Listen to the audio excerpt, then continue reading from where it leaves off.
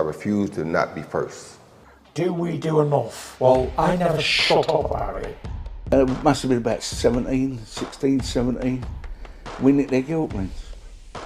Right, the bouncer's guilt ring. This is no good for me. That's the reality. If you want the honest truth, and I see it every day. This is Joe Pugh for IFL TV, proudly sponsored by Everlast, joined here at the Edge Gym in Romford by OD, Mr. Ohara Davies. How are we doing, friend? All good.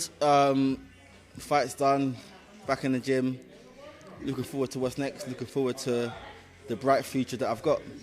I spoke to you just like a week, 10 days after the Ritson fight, and you couldn't wait to get back into that gym. You said you got to sort out a few things to do with your properties and then you'll be back in there. So you sorted you out your properties yet? Not yet, but it's in the process. You know, I can do both at the same time. I can train and still sort it out in the background. So I'm in a very good place, very happy place right now.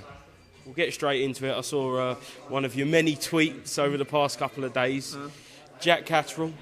Yeah. Calling him out. Obviously, he got announced as one of Matchroom's new marquee signings. Is that just Twitter talk, or will you take that fight? I'll take the fight now, even though I am mandatory for the world title. I believe that me and him have got unfinished business. You know, I fought against him in a fight that I believe I won quite clearly, and they gave it 118, 110 to him. And, you know, it was since that fight that I learned I can't be going to points with these guys. I've got to get them out of there, especially when I'm going into their own backyard, which is why when I fought Lewis Ritson, I knew if this fight goes to points, even if I dominate every round, if it goes on points, I'm going to get robbed, which is why I had to get him out of there. And, you know, every competitive fight that I fought since I fought Catterall, I've managed to get him out of there. So, you know, I could have got him out of there that fight, but I just thought I'm going to be comfortable and get the fight on points. And then they gave it 118, 110. I was so shocked. So I believe that I've got unfinished business there. And I see Sam Jones online and Eddie Hearn talking about he hasn't got an opponent yet for May. Mate, I'll fight him in May. I'll fight him in September. I've got the world title shot. I'm the mandatory. I'm willing to put that aside and take care of him. He keeps trying to call out Taylor. Yes, he fought against a Taylor that wasn't focused, and he fought a good fight, which he still lost, I believe he lost. And they're trying to build him up off of a good performance. But it's a fight that he lost. They can't build him up. You can't promote a fighter off of the back of a fight that they lost. I see Eddie Hearn, Sam Jones trying to big him up. Eddie Hearn hasn't had a good fighter Eddie Hearn hasn't had, I'll tell a lie because he has got Dalton Smith, hasn't he? Dalton Smith's a fucking beast. Apart from Dalton Smith, Eddie Hearn hasn't had a good fighter at 140 since he had me. After me, he had Lewis Ritson, who he tried to build up to be the next big thing. And, you know, he came up against me and, you know, I showed that there's levels to this game. And any other fighter he's got, apart from Dalton Smith, I like Dalton Smith, that he's got at 140, bring him on. I'll take him all on. And I'll fight Catterall next on the Matchroom show even, in his own backyard, and I'll stop him. Last time I spoke to you, you said you wouldn't fight on a Matchroom card. You said you never forgive Eddie for throwing you under the bus. Yeah. But to get this fight, you'd be willing to step into the Matchroom show. Do you know what? I actually forgive Eddie Hearn now because, you know, I saw him at the Brentwood Centre and, you know, I was going to call him out. But then Eddie Hearn done an interview on Matchroom where he said, you know what, I like Ohara. And he said that he was going to message me after my last fight. But he couldn't because I had him blocked anyway over all social medias. That's probably why he didn't message me. But I've now unblocked him and I've now forgiven him for throwing me under the bus all those years ago. It's a phase of my boxing career that I'm willing to let slide. And I'm not willing to ever go back to Matchroom on a promotional level, but I'm willing to fight on a show and to stop one of their fighters. So after 6 years, is this beef with yourself and Hearn finally over? In my mind, it's over. I forgive him. You know, they tried to throw me under the bus and to end my boxing career. But look, I'm back. Number 2 in the WBA, mandatory for the world title. So, you know, I'm doing better now than I was doing when I was under Matchroom. So I've got to say thank you to him in a way, because if I was still there, I don't know where my boxing career would be. Just going back to one of your previous points about how you kind of wished you had stopped him because you thought the scorecards were controversial that night against Jack.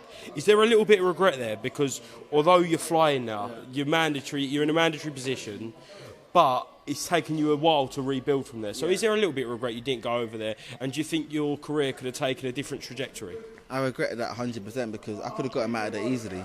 Literally, if you go back and watch the fight, you'll see I won almost every round and they gave it 118 to 110. It was a blatant robbery.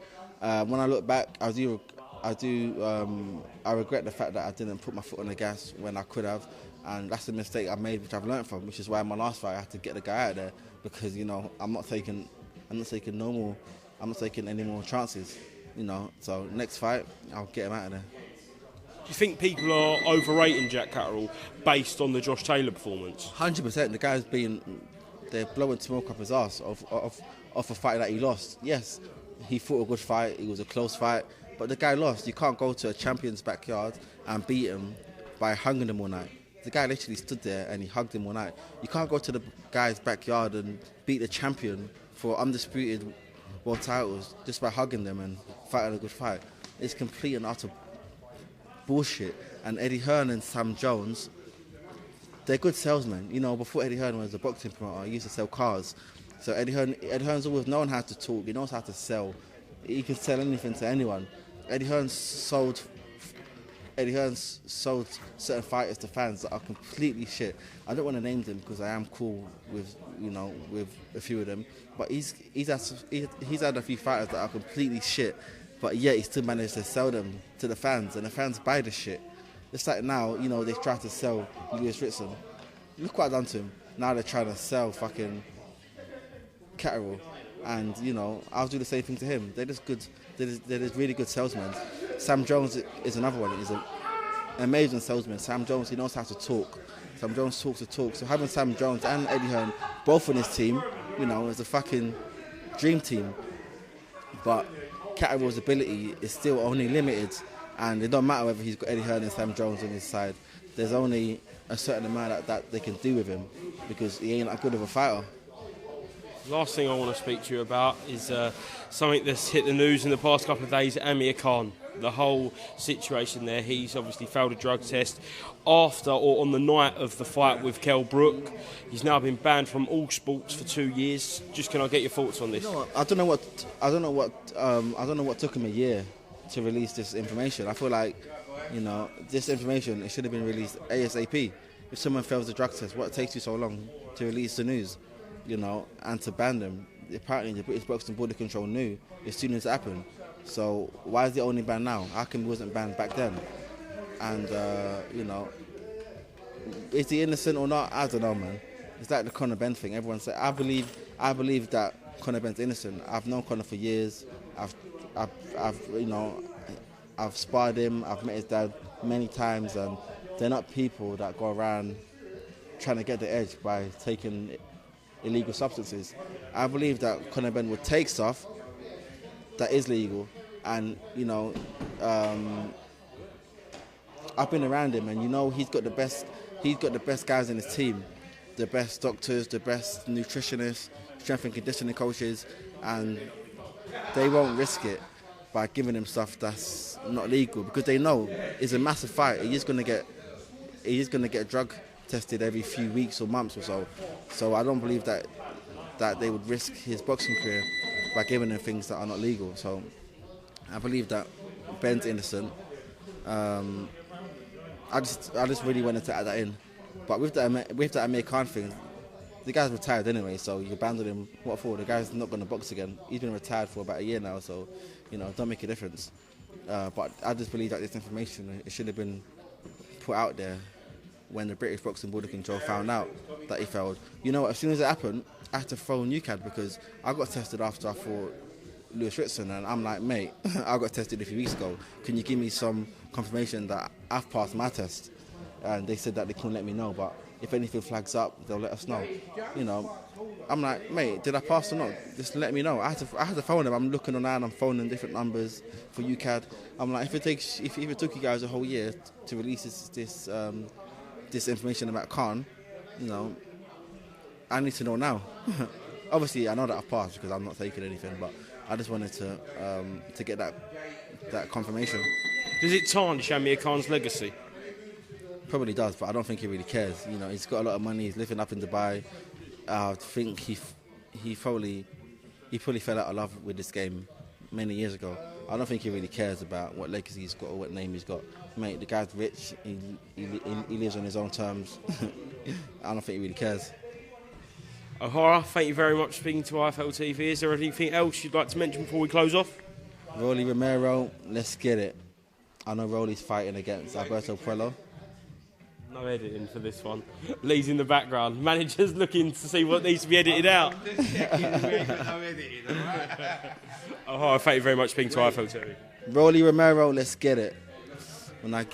Hope you win your next fight, because I'm next. Jab right to your chin, boy. To not be first.